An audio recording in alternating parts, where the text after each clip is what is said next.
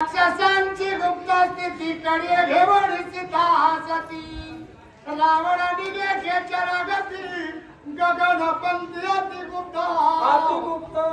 मग आणि राक्षस कसे आहेत कपट आणि प्रवीण आहेत कपट करण्यामध्ये पाताळातून जायचं किंवा आकाश मार्गाने जायचं गुप्त रूपाने जायचं अशा प्रकारचा आणि तो राजा रावण प्रयत्न करू लागला सीता मातेला बगलामध्ये घ्यायचं आकाश मार्गाने जाण्याचा प्रयत्न करू लागला पण जटायूने आडून पुन्हा पुन्हा आणि त्याची फजिती करू लागला असं दुर्धर युद्ध त्या दोघांमध्ये लागलं म्हणतात जटायुषी अरुण भेटी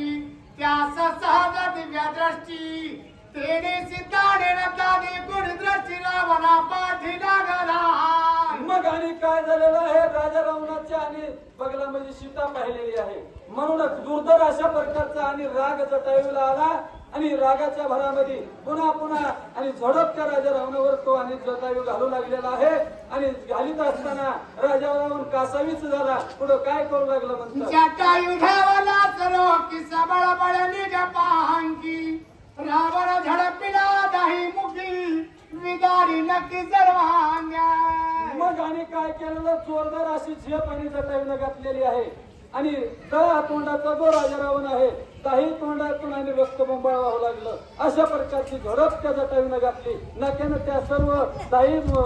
जे मुखाचं आणि मुकुट आहे मस्तकावरलं ते खाली पाडलेलं आहे अशी कासावीच अवस्था त्या राजा रावणाची केली म्हणतात सर्वांगी लागल्या रुधिरधारा देहांत मांडीला त्याच्या राजा दुसरा नाही कोणी मग आणि त्या काय झालेलं जटायूने झडप घातल्यामुळं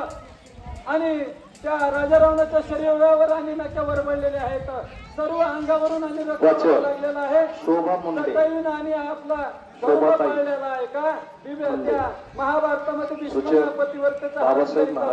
आपला धर्म सोडला धर्म पालन न केल्यामुळं बाणावर मारायची बारी आली आणि या जटायूने या ठिकाणी आपला धर्म पाळल्यामुळं की भगवंताच्या मांडीवर आणि अंककाळी ज्याचे नाम ये सुका तुका म्हणे सुका पार नाही ज्याच्या आणि मुखामध्ये अंतकाळी नाम येईल त्याच्या सुखावाला पार वार नाही म्हणतात वीर वळकावा रणी साधू वळकावा मरणी असं जरी किती जरी साधू आपण ओळखीनं म्हणलं तरी साधू ओळखीनं आणि कठीण आहे अशा प्रकारचं आणि आपला धर्म तो जटायू पाळू लागला म्हणतात